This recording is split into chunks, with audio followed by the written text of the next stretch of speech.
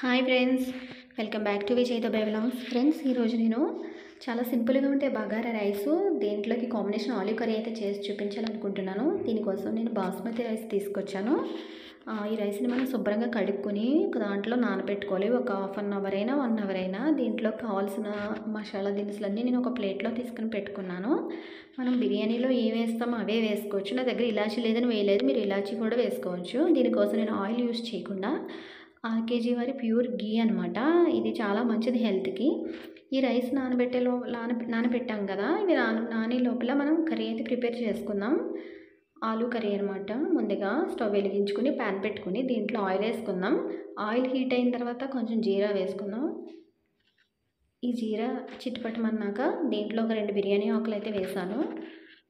తర్వాత కొంచెం ఫ్రెష్గా ఉన్న కరివేపాకు వేసుకోవాలి. ఒక 3-4 పచ్చిమిరపకాయలు కూడా వేసుకొని ఫ్రై చేసుకోవాలి. దీంట్లోకి ఒక 2 ఉల్లిపాయలు కట్ చేసుకొని వేసుకోవాలి. ఇవి కొంచెం ఒక 2-3 నిమిషాలు అయితే ఇలా ఫ్రై అవనివ్వాలి. దీంట్లోకి నేను పింక్ సాల్ట్ యూస్ చేస్తున్నాను. పింక్ సాల్ట్ మన హెల్త్కి చాలా అంటే చాలా మంచిది. ఈ ఉప్పు ఉల్లిపాయ ముక్కలకు పట్టేటట్టు తిప్పుకున్న తర్వాత ఫ్రెష్గా రుబ్బుకున్న అల్లం వెల్లుల్లిపాయ పేస్ట్ అయితే కొంచెం వేసుకోవాలి. ఇవి కూడా ఒక 1 మినిట్ అలా మగ్గితే సరిపోద్ది. తర్వాత ముందుగా మనం కట్ చేసి పెట్టుకున్న ఆలు అయితే ఉన్నాయి కదండి, అవి వేసుకుందాం. మరీ చిన్నగా కాదు, పెద్దగా కాదు, మీడియం సైజులో అయితే కట్ చేశాను నేను. ఇవి ఒక 2 నిమిషాలు 3 నిమిషాలు అలా మూత పెట్టి మగ్గనివ్వాలి.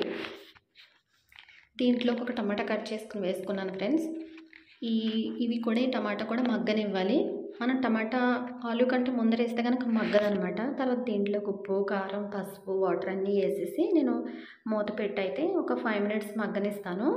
ఈ కర్రీ చాలా సింపుల్ అండి. ఇది బగారా రైస్లోకి, నార్మల్ రైస్లోకి కూడా చాలా బాగుంటుంది. ఫైనల్ కర్రీ అయితే రెడీ అయిపోయింది ఫ్రెండ్స్. ఇప్పుడైతే నేను బగారా రైస్ అయితే స్టార్ట్ చేస్తాను. ముందుగా ఒక 2 స్పూన్లు అయితే గీ వేస్తున్నాను.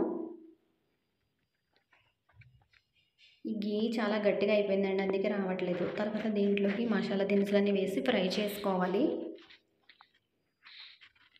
ఇవి ఫ్రై అయిన తర్వాత ఉల్లిపాయ ఒక 2-3 పచ్చిమిరపకాయలు అయితే వేసుకొని ఫ్రై చేసుకోవాలి. తర్వాత దీంట్లోకి అల్లం వెల్లుల్లిపాయ పేస్ట్ వేసుకోవాలి. తర్వాత మనం నానబెట్టుకున్న రైస్ అయితే ఉన్నాయి కదా, రైసు నీళ్ళన్నీ తీసేసి ఇందులో వేసుకోవాలి. వేసుకొని ఒక 3 నిమిషాలు కొంచెం హై ఫ్లేమ్లో నీరు పోయే వరకు ఇలా తిప్పుకోవాలి. దీంట్లోకి నేను ముందుగా ఉప్పు వేయడం మర్చిపోయాను. ఇప్పుడు వేసి ఒకసారి తిప్పి ఒక కప్పు రైస్కి 1.5 కప్పు వాటర్ అలా వేస్తాను నేను. ఇప్పుడు దీంట్లోకి వాటర్ అయితే వేసేసుకుందాం. నేను కొలతతో తీసుకుంటున్నాను అనమాట, మీరు కూడా అలా కొలతతో తీసుకోండి. తర్వాత ఇవి ఒకసారి మళ్ళీ తిప్పి పైన మూత పెట్టుకుని ఒక 5-6 మినిట్ అలా ఉడకనిస్తే సరిపోద్ది. కావాలంటే పసుపు కూడా వేసుకోవచ్చు ఇందులో.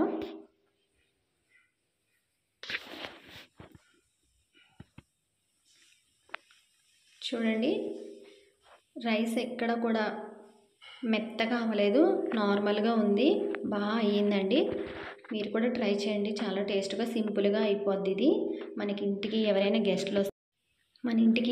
గెస్ట్లు వస్తే ఇలా సింపుల్గా ట్రై చేయండి. చాలా అంటే చాలా త్వరగా అయిపోద్ది, చాలా టేస్టీగా కూడా ఉంటుంది, ఎక్కువ మసాలా కూడా ఉండదు ఫ్రెండ్స్. నా వీడియో కనుక నచ్చినట్లయితే లైక్ చేయండి, నా ఛానల్ని సబ్స్క్రైబ్ చేయండి.